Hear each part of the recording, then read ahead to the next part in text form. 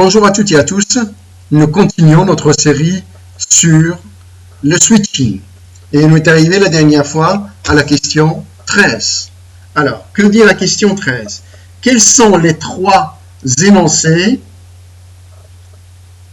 qui sont vrais à propos du protocole RSTP?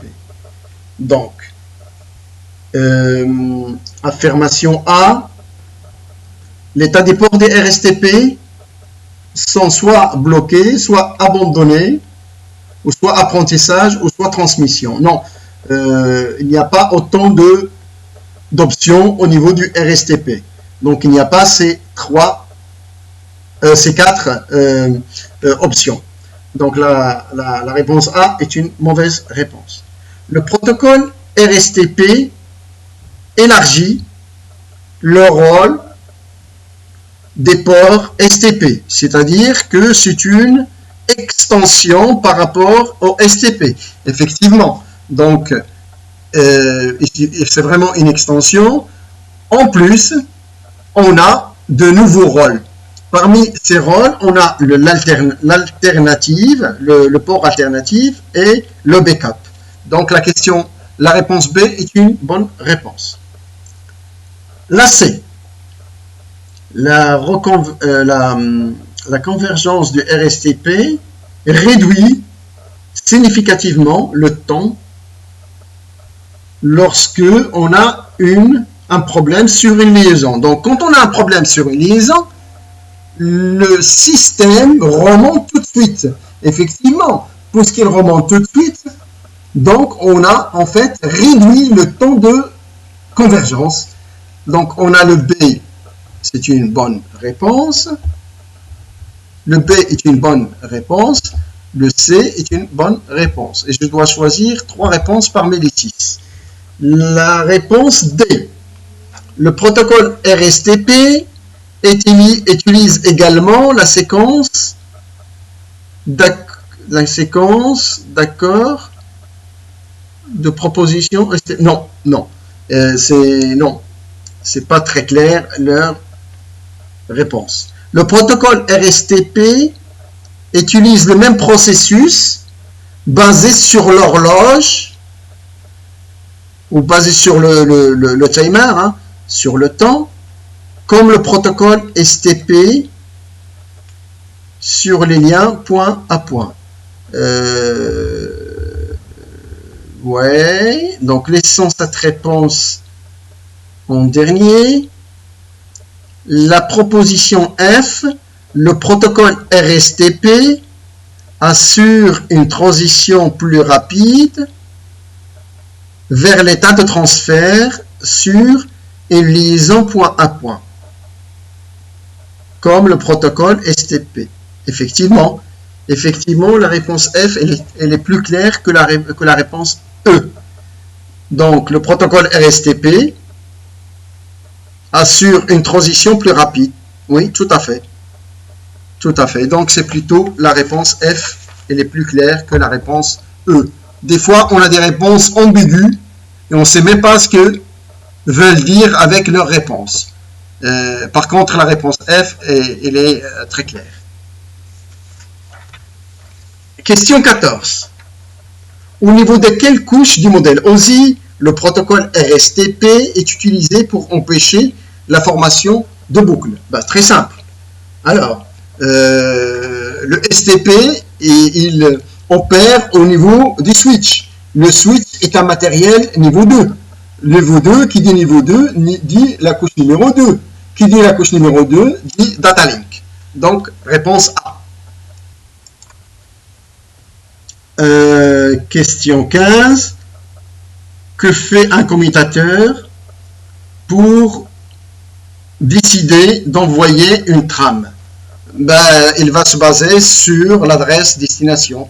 Donc, un commutateur, il va se baser sur l'adresse MAC destinataire pour pouvoir transmettre. Donc, la bonne réponse, c'est la réponse F. Réponse F est la bonne réponse. Question 16. Alors, selon le schéma, donc on veut, quel est le protocole? Alors, l'option, problème éventuel, le réseau et le protocole, le paramètre. Alors, on veut empêcher en fait, voilà, on veut empêcher le problème de boucle. D'accord? Donc, où va-t-il se faire cette boucle et quelle est la solution de cette boucle? Donc, la solution, effectivement, c'est d'activer le protocole STP. Et pourquoi on a ce genre de problème? C'est parce que on a une redondance au niveau des liens. Donc, comme vous le voyez sur le schéma, on a une redondance de liens, ce qui va permettre de créer une boucle. Et pour éviter la boucle, bon, bah, il faut utiliser un protocole qui évite les boucles. Donc, affirmation A, routing loop, non, c'est pas au niveau du routeur, c'est plutôt au niveau des switches. Donc, la réponse A, elle est mauvaise, C, mauvaise, et E, elle est mauvaise aussi. Donc il me reste B, D et F. Alors, le B, qu'est-ce qu'il me dit le B? Effectivement, j'ai un switch, mais je vais utiliser un protocole qui s'appelle le Split Horizon. Non, c'est pas le Split Horizon qui règle le problème. Le VTP non plus, c'est pas le VTP qui règle le problème, mais c'est plutôt le STP. Donc F est la bonne réponse. Question 17. On veut quelles sont les deux caractéristiques du protocole 802.1q. Alors, le 802.1q, qu'est-ce qu'il fait? Première affirmation, il modifie l'entête de la trame. Donc, une trame Ethernet, une trame Ethernet, il a pour code 882.3 et recalcule le FCS. Effectivement, quand on va rajouter l'entête du STP, effectivement, il faut recalculer au niveau de la trame. Il faut recalculer la trame avec un FCS recalculé aussi. Tout à fait. Donc la réponse A est une bonne réponse. La réponse A est une bonne réponse. Après, que dit la réponse B? Elle est utilisée exclusivement pour le marquage des trames VLAN et ne traite pas. Non.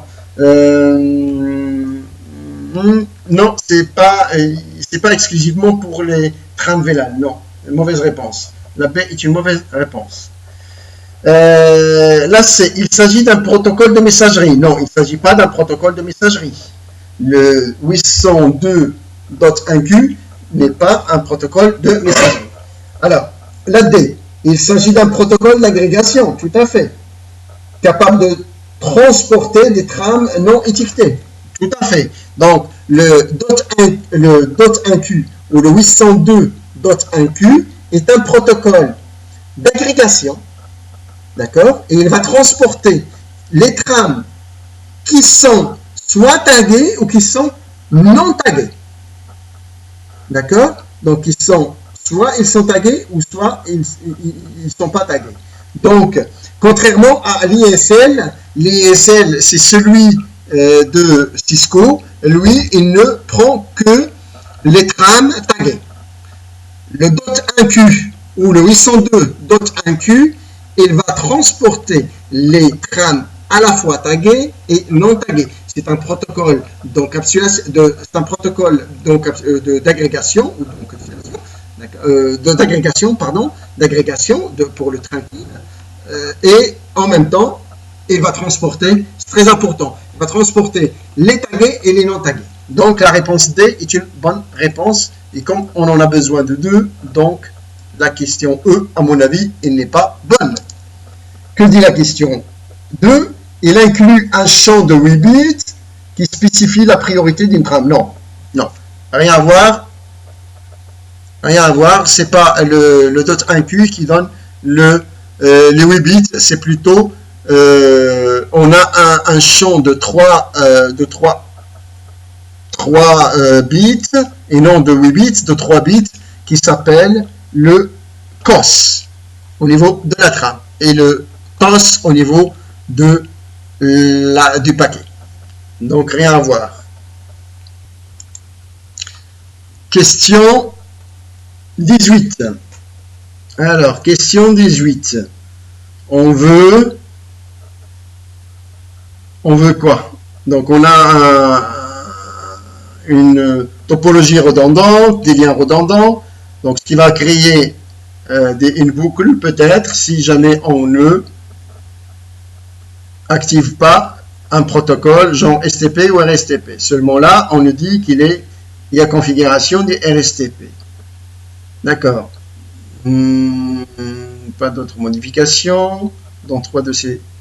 Quels sont les rôles, les rôles des ports RSTP à choisir parmi les affirmations que nous avons. Alors, ce que je vais faire, c'est que je vais recopier le schéma, faire l'élection, le switch élu, effectivement, ça va être donc ici un 13. Donc, je vais essayer de retravailler le schéma et je reviens vers vous. Donc voilà, je suis revenu vers vous avec un petit schéma où j'ai mis les ports DP et les ports RP selon le principe d'élection du STP. Et donc, on voit que on me dit que le switch A, donc il est là, j'ai le F0, le F02 est un port désigné. Effectivement, j'ai un DP ici, donc c'est un port désigné. Donc la bonne réponse, c'est la réponse A. J'ai eu un décalage au moment où je voulais marquer. Donc au lieu de marquer en fait le A, j'ai marqué le B. Et au lieu de marquer le B, j'ai marqué le C. Mais c'est pas bien grave. Donc le A est une bonne réponse. Donc je vais la mettre en rouge ici. Le A, c'est une bonne réponse. Qu'est-ce que j'ai? Le B. Que dit le B? Le B, il me dit, alors je vais plutôt travailler sur la partie qui est là, la partie du haut. Le switch A, j'ai le F01 et les RP, donc route port, effectivement. Donc c'est une bonne réponse aussi. Donc c'est une bonne réponse. Le switch B, G02, le switch B, G02 et les routes, non, et les portes bloquées. Vous voyez, les portes bloquées ici. Donc c'est pas bon. Le D,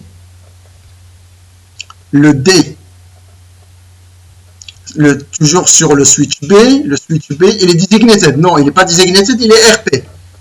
Donc c'est pas bon. Le switch E,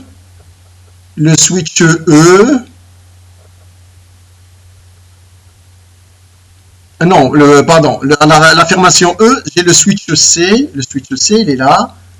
Le switch C et les routes, non, c'est un switch racine, et dans un switch racine, tous les ports sont des ports DP. Donc, c'est pas bon.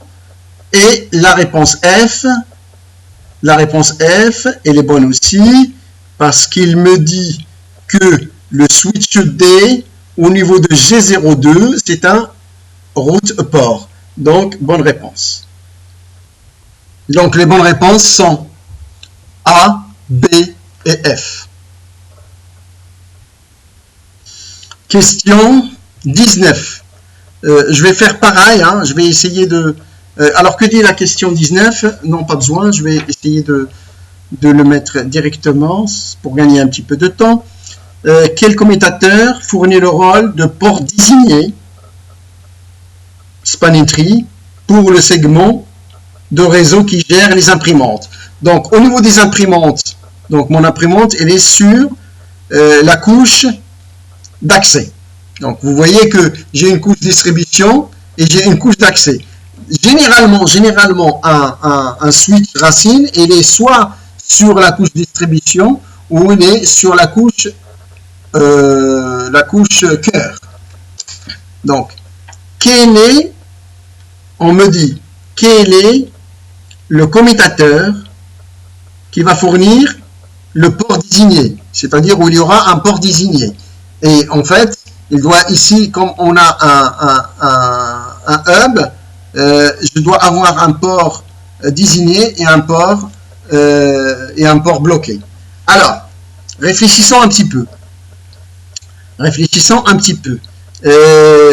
Supposons que j'ai ici un lien entre le switch 3 et le switch 4. C'est-à-dire, je vais essayer d'éliminer, le hub. Donc, en éliminant le hub, quels seraient les ports de chaque switch?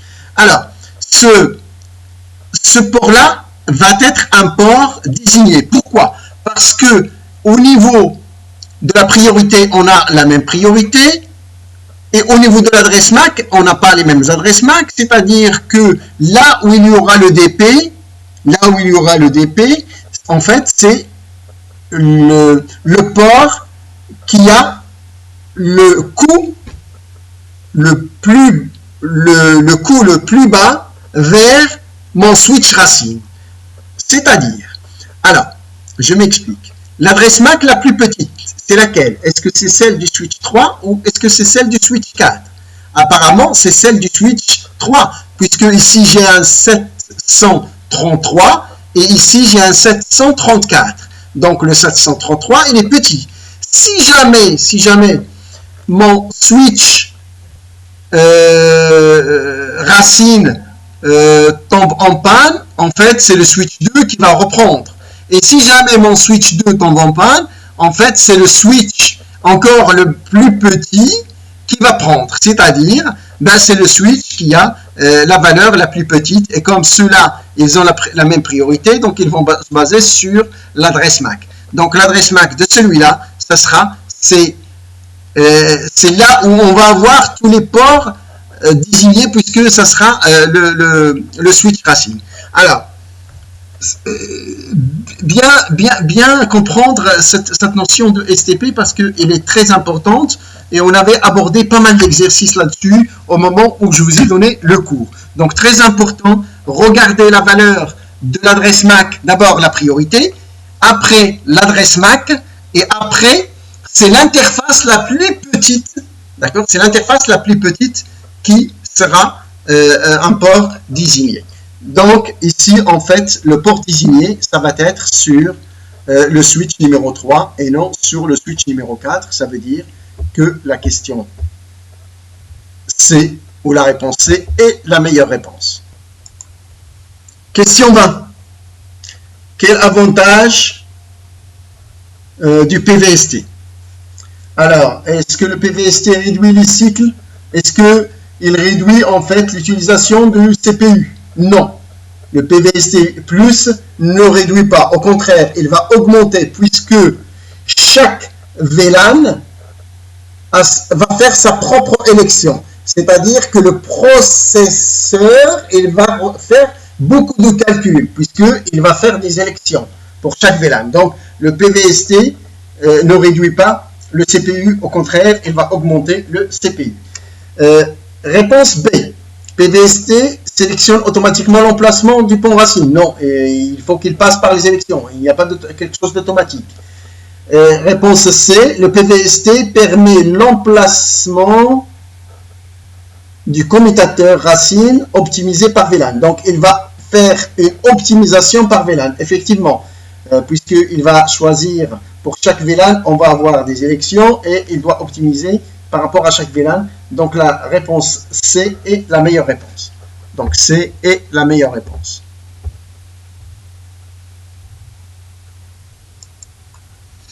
Question 21.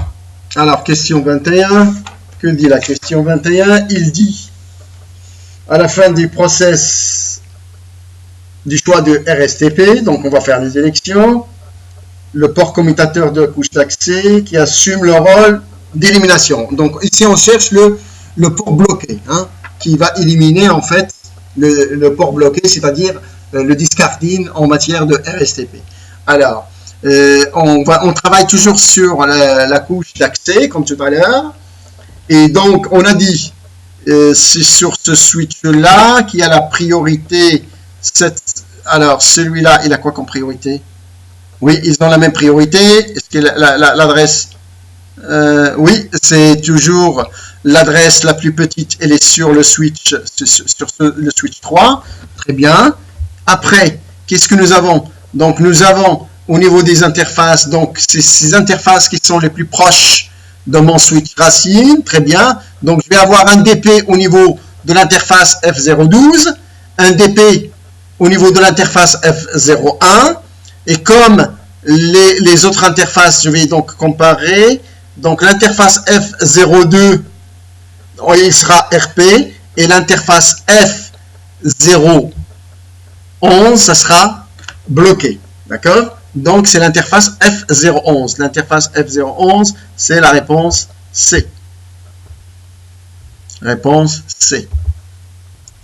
Question 22. Alors, quel terme décrit un réseau spanning tree qui a tous ses ports de commutateurs dans l'une ou l'autre? D'accord. Donc, nous avons port bloqué et port de transfert. Pour avoir un port bloqué et un port de transfert, donc ça veut dire qu'on a une convergence totale. Convergence totale, c'est lorsque j'ai un port bloqué et un port OK. Donc, réponse B.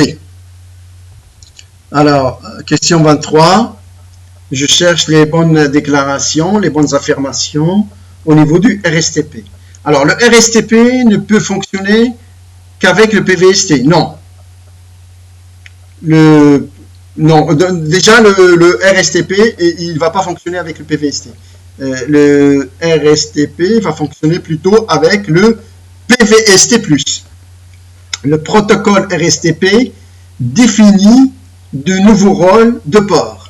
Effectivement, on a le port discardine, d'accord, et on avait dit l'alternate et le backup.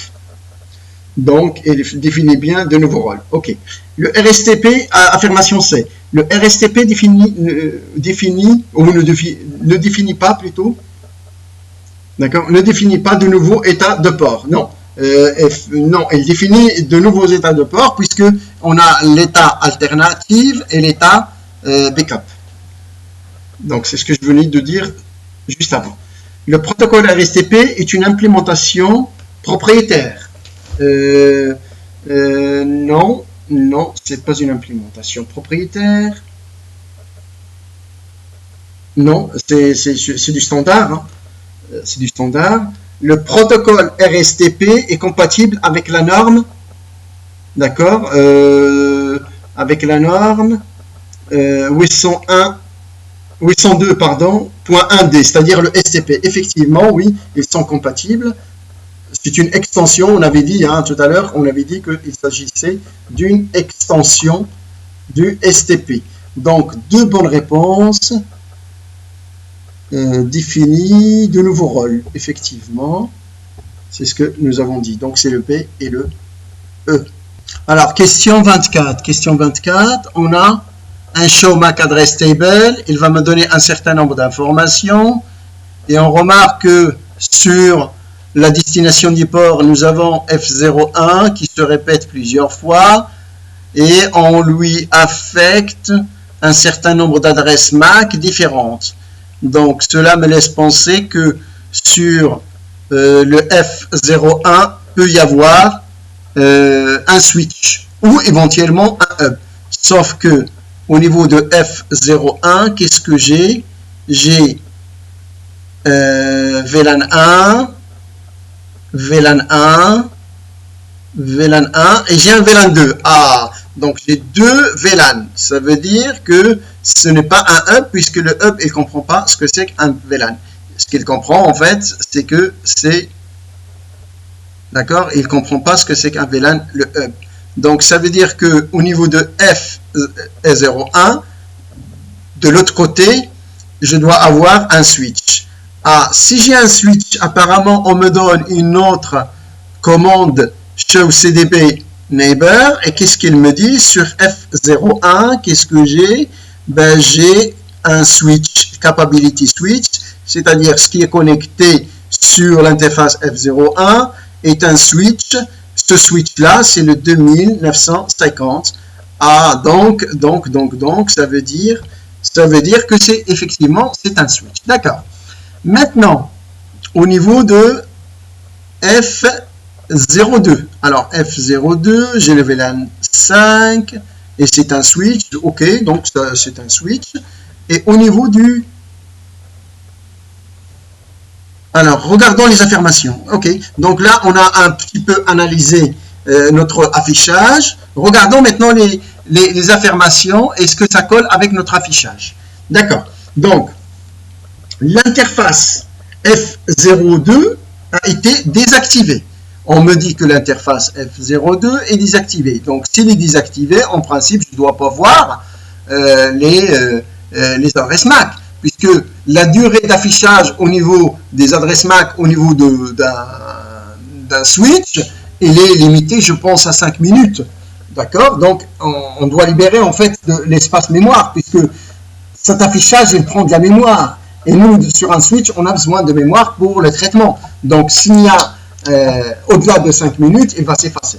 Rien ne me dit que, d'accord? Rien ne me dit que, ok. Donc, c'est pas vraiment une bonne réponse. Le A n'est pas une bonne réponse. Maintenant, le B.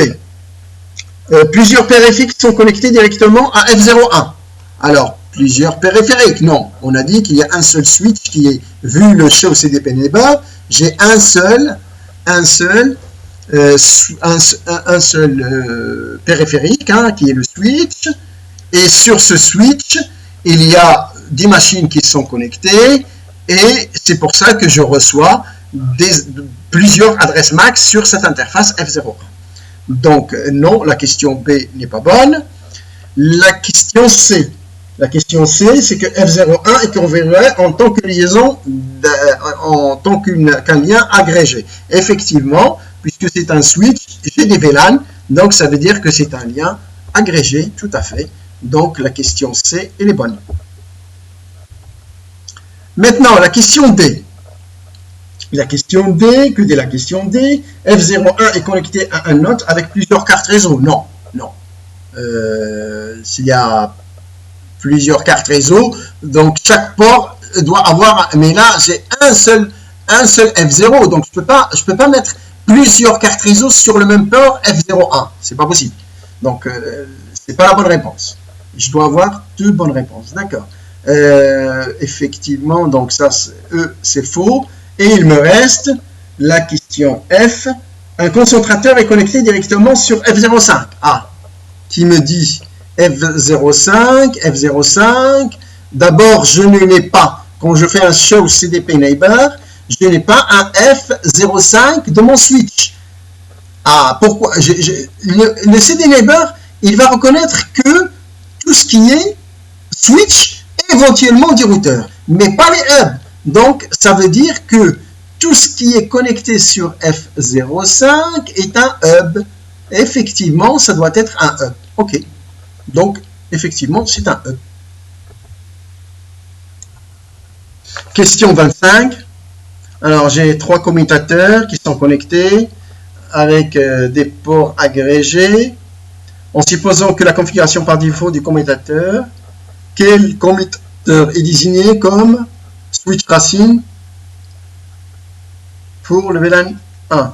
Alors, donc j'ai un certain nombre de switches, hein, au nombre de 3, et je veux savoir quel est le switch racine. Et j'ai des affirmations. Le commutateur avec l'adresse MAC la plus élevée, non. Le commutateur avec l'adresse IP, non. On n'utilise pas les adresses IP. Le commutateur avec la plus petite adresse MAC, effectivement. Effectivement, c'est la plus petite adresse. D'accord? La plus petite adresse. Donc, c'est la réponse C. La réponse C. Question 26. Alors, quelles sont les deux commandes pour vérifier si la sécurité du port a été configurée sur F012? Alors, F012. Alors, F012, je dois vérifier les deux commandes. Ok, donc j'ai un show switch port security, port secure, non, port secure, non, il n'y a pas de port secure, il y a un port security. Deuxièmement, en plus c'est sur le mode, ok, ils n'ont pas mis le, oui, non c'est bon, c'est un show, d'accord, donc show switch port secure, non c'est pas la bonne, switch port secure interface F012, non c'est pas bon, le C show port secure non plus, il n'y a pas de port secure, hein, il y a un port security. Show running config, tout à fait. Donc un show running config, effectivement. Donc je vais voir toute ma config. Et puis show port security, tout à fait. Show port security. Donc il n'y a pas de switch port. Il y a un show port security directement. Donc les deux bonnes réponses sont effectivement le D et le E. Et on s'arrête sur la question 26. Merci pour votre attention.